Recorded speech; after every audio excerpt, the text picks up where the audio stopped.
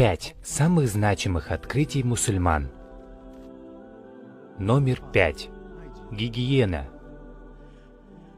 Мытье и купание – это религиозная обязанность мусульман. Возможно, это и стало причиной тому, что именно мусульмане усовершенствовали рецепт изготовления мыла, которым мы пользуемся до сих пор. Оно сочетает в себе масла овощей и гидроксид натрия, а также ароматические вещества. Шампунь также был привезен в Англию мусульманином, который открыл купальный дом на набережной Брайтона в 1759 году. Пророк Мухаммад, мир ему, призывал пользоваться первой зубной щеткой – сиваком, который представлял собой веточку дерева арак. Вещества, подобные тем, что содержатся в сиваке, до сих пор используются в современных пастах. Номер 4. Оптика и фотографирование.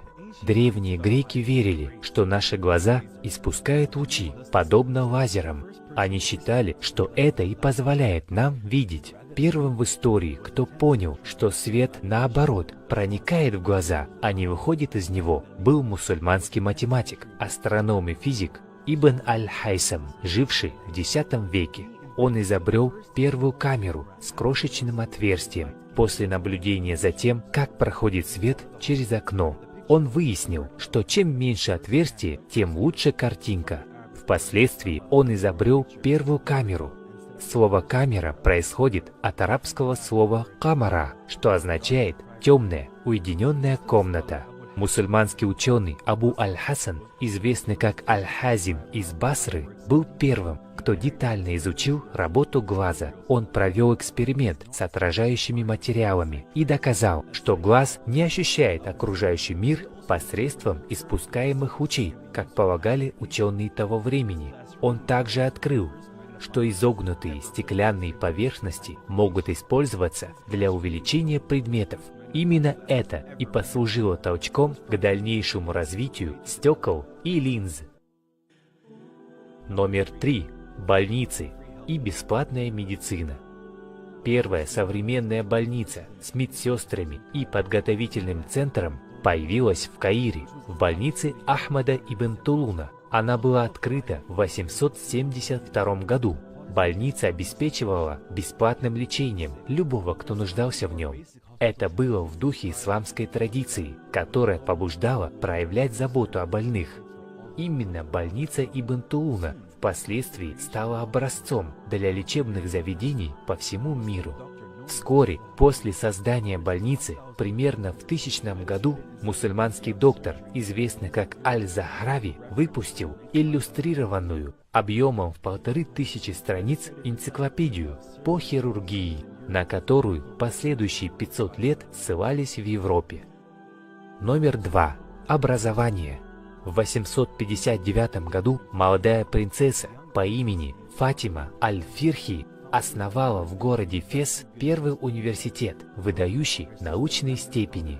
Ее сестра Мирьям основала мечеть, прилегавшую к университету. И вместе этот комплекс стал называться Аль-Карауиин, который функционирует вот уже 1200 лет.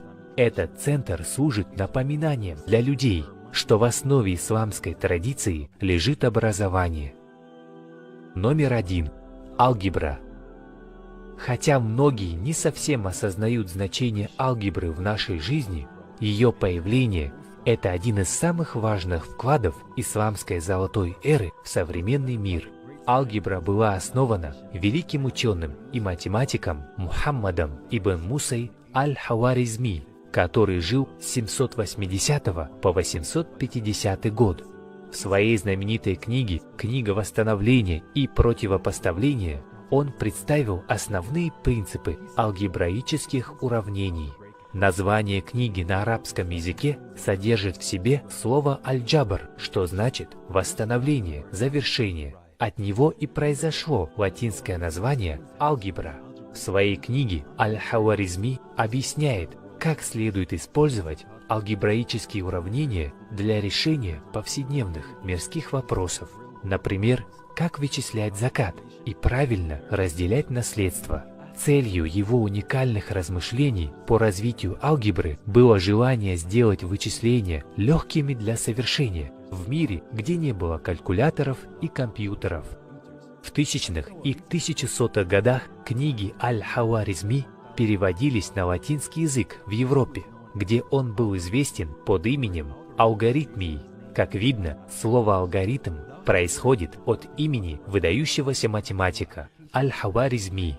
Если бы не его книги по алгебре, то были бы невозможны такие современные практические применения математики, как инженерное дело и проектирование. Его работы использовались как учебные пособия по математике для европейских университетов на протяжении сотен лет после его смерти.